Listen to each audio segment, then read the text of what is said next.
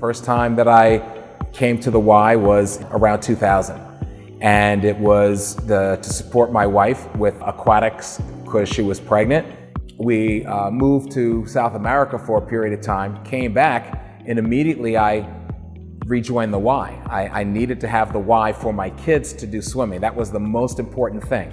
And in the beginning of 2017, I decided that I was going to do a triathlon. And I started having balance issues. I decided to go to the doctor and I did the triathlon. By that point in time, I had set up the next appointment with the neurosurgeon, and he's the first one to get a look at it. And he goes, "You have a meningioma. Yeah, it's a tumor. You know, you've got a tumor in your brain, and it's right down in the middle of the core of underneath your brain. It's underneath everything." And I found a great surgeon, and I had surgery 6 weeks later. I couldn't walk, I couldn't talk, I couldn't swallow, I couldn't eat.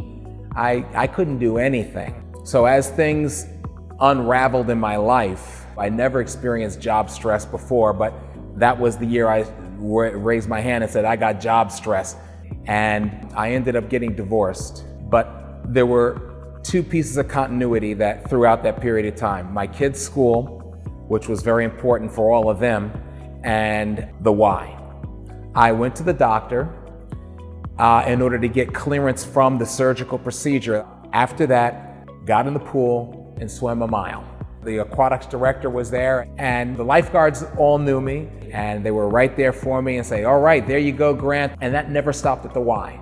And so I'm very grateful to them for that, because when I lost everything, I still had the Y. The Y was the place that I was able to go and meditate in the form of going swimming or taking care of me. And when I went through the very worst of times, I thought back to said, you know, my assistance to help the Y turned around and paid me back in spades. I could never repay the Y enough for making a place available to take care of my kids. They were there to champion me on just because, and I love it because it's genuine.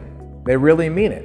So this is my blood pressure medicine. And I thank the Y for this, because this keeps me going, and I get very anxious if I don't have it. And as long as I can do that, this is me doing what I can and keeping it going.